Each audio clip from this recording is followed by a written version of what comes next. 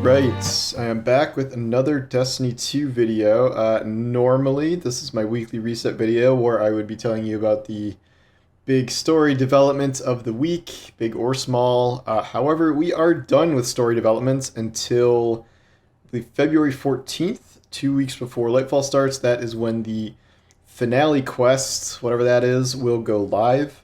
It will run for 2 weeks before being banished to the corridors of time. And I logged in today to find no new little icon indicators saying that there was more story stuff to do, whether that was just running a heist battleground and talking to Rasputin or something. There is nothing like that to do this week. However, this is the week that Bungie decided to drop one of the biggest late season hotfixes I've ever seen, including the change that is the destruction of blues at long last, where they will no longer drop above the soft cap. There is a catch to that, which I'll get to in a minute. But I figured I would just go through the hotfix patch notes here as kind of a reminder as to what's changed. Most of this is stuff we've gone over before because it was in the TWAB or things they talked about already. Some things in here are new to me, so we'll go through them. Alright, so seasonal heist battleground fixed an issue where Shadebinder's Warlock couldn't shoot stasis projectiles during their super. That is kind of important. Did not know that was happening. Legend difficulty now grants progression towards triumphs and challenges. Yeah, it wasn't doing that for some reason. Like the choristers you would kill don't count, stuff like that. Very annoying. Year 5, seasonal ritual activities now count toward ritual progress of all season pass exotic catalyst quests. Did not know that was part of today. We did hear about this before, but this is all past exotic catalyst weapons, which is great. That is a quality of life change they have needed for a very long time. Fixed an issue where the ritual of season triumph progressed with heavy grenade launchers instead of pulse rifles. Alright, don't know what that's about. Crucible, Rumble. Oh, Rumble's back now. Okay. Restored as a game mode and removed from weekly rotation. They're doing so much random stuff like now. I figured some of the stuff would come with Lightfall, but Showdown fixed an issue where revives were not properly displayed on the scoreboard. Gambit increased reputation gains by over 50%. Did they say this before? I don't remember them talking about this. That seems pretty significant. Not that I have, much interest in grinding out Gambit reputation anyway, but was this part of they were making Gilded Dredgen easier? I thought they were like reducing the wins requirement or something. I didn't know they were increasing rep gains by that much. So that's cool. Gameplay. This is the Sightons nerf. Also, increase the cooldown of Barricade when you have Sightons by 70%. So you will not be seeing that in PvP as much. So one of the issues with most of these is all of these do apply to PvE also, unless otherwise specified. Not that like Sightons was some amazing PvE tool usually, but I believe they cannot separate cooldowns by PvP versus PvE. So that's like anytime something gets hit in one place, it gets hit in the other if we're talking about cooldowns. They can change damage stuff between them, but I don't think they ever change cooldowns between them, which is going to be a problem for some of the other stuff listed here. Okay, increase the amount of damage players deal to Sightons by 25%, so another nerf to Sightons. This should change how often you see it in PvP, and you can counterplay it more. Weapons. Adjusted Deepstone Crypt raid and counter rewards to favor deep sight weapons that have not had their patterns fully unlocked. Happy farming. I knew they were getting their rates increased. I didn't know they were leaning into knockout protection. This doesn't sound like it's full knockout protection, but it seems like it's some level of knockout protection. Updated DSC's commemoration, so you can do rapid hit, high impact reserves, and feeding frenzy and under pressure. I guess you couldn't do that before. And these can be enhanced, obviously. Fixed an issue where Tripwire Canary was not displaying the correct draw time stat. Sure. This is all the other nerfs and things here too. Some machine guns, so these are being nerfed. Their damage and aim assist fall off at 0 range by 30. Reduce damage and aim assist fall off at 100 by 10%. That's for general. Adaptive, increased crit hit multiplier from 144 to 15. Crit damage from 16.2 to 16.9. Precision, and then they finally made Forensic Nightmare catch up to everyone else, so maybe that will actually be somewhat usable. Pulse Rifle, reduce aim assist fall off at 100 by 10%, reduce damage fall off at 100 by 5%, increase 20%, recoil by 20% mouse and keyboard only. I think all of these apply to PvP, PvE as well. Lightweight reduced battler zoom from 20 to 18. I was just using the battler, and I do think I noticed that a little bit. Sidearm reduced the season 18 aim assist fall off distance buff from 30% to 20%. Still going to see a lot of sidearms, I'm guessing. Alright, this is all of the airborne effectiveness nerfs that are hitting now. So there's a lot of PvP stuff coming today. I am curious what the always angry PvP crowd will make of these changes. But primary weapons aim assist reduced all primary weapon auto aim bullet bin penalties by 60% at 0 AE. AE reduced penalty from 1.2 degrees to 0.5 degrees for mouse and keyboard and controller. Increase the precision angle, how far off target you can be instead of auto aim, help you land a headshot instead of a body shot by 50% at 100 AE. So if you fully build into it. Change the curve to be exponential so you'll get more benefit at high AE for both mouse and keyboard and controller. Removed all primary weapon magnetism penalties. And it's at 60 to 100 AE, you get a magnetism bonus compared to pre-AE for controller only. So this is like essentially everything is primary weapons are going back to the way they were before AE existed, and they'll be even better than they were if you build into AE. Reduce accuracy penalty for all primary weapons. At 10 AE, they're not as accurate as they were when they had Icarus grip. Not hard to get 10 AE usually. And so that used to be 30 AE. Reduction in penalty, hand cannon sidearm 60%. Auto scout, pulse, submachine gun 20%, bow 30%. Special weapons, snipers, and slug shotguns had base airborne accuracy penalty reduced by 50%. Pellet shotguns fully removed airborne accuracy penalty. Airborne spread angle penalty is still present.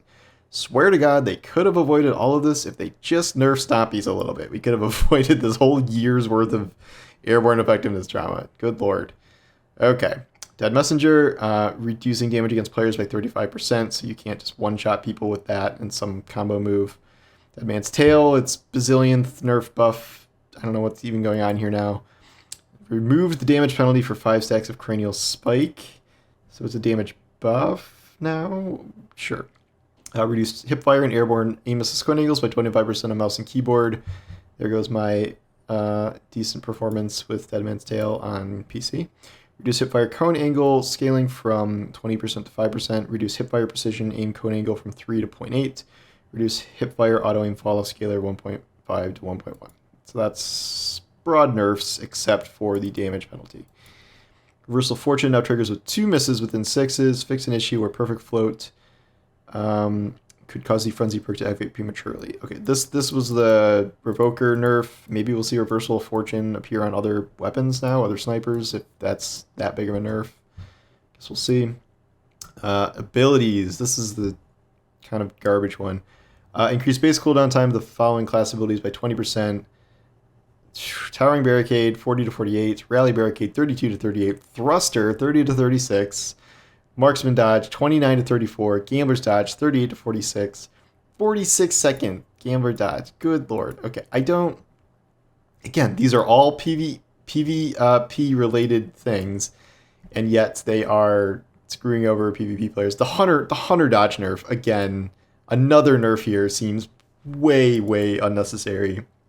I will give you Barricade spam a little bit, and that probably won't be the biggest of deal in PvE. Like, even there, like, Void, Overshield, Rally Barricade spam was a little much in PvE, but Thruster should be okay, I think, if you're running, like, Heart of Inmost Light, but Heart of Inmost Light, I'm guessing, is going to get a larger nerf later.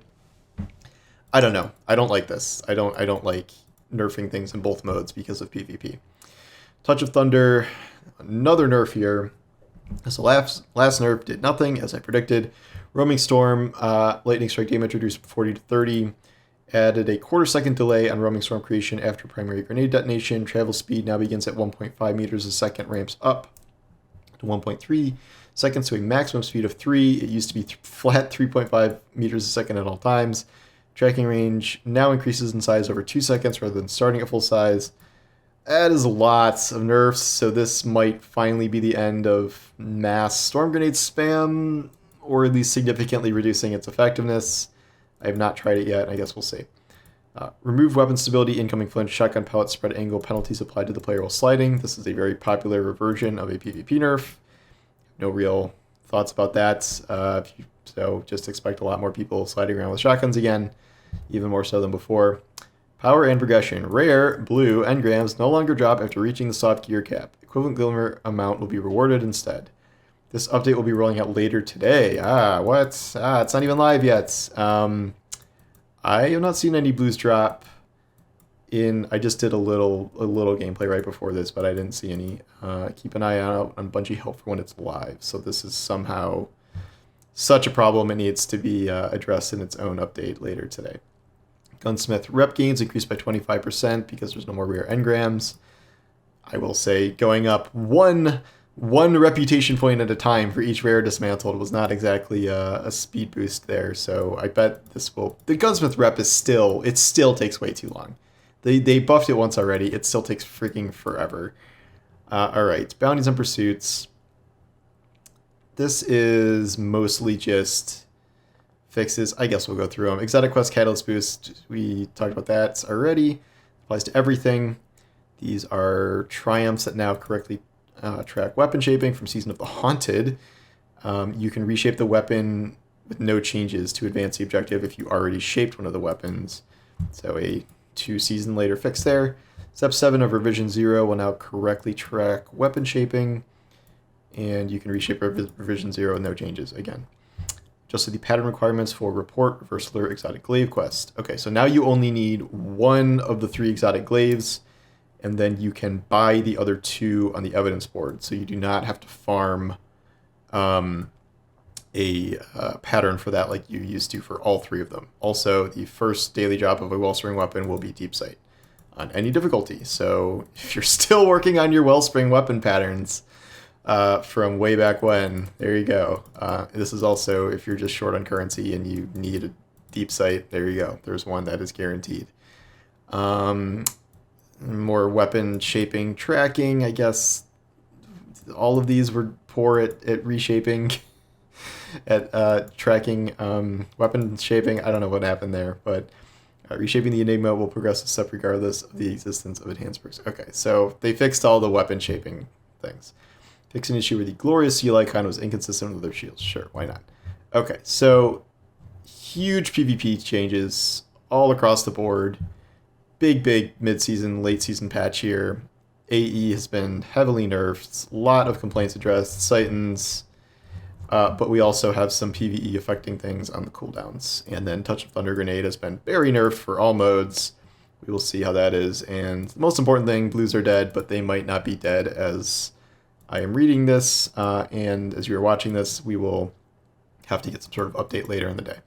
Anyway, that is a lot more stuff that I thought was happening today. I didn't realize all of this was jammed into this hotfix, so a lot going on. But we will not have any like major updates, I guess, until 2-3 weeks from now with the finale quest. We are going to start getting a lot more Lightfall information, though. Obviously, like if you just look at how Bungie has rolled out things in the past, there are going to be many more Lightfall reveals between now and a month from now. So stay tuned for that, and we all have lots to talk about. So thanks for watching, and I will talk to you soon. Take care.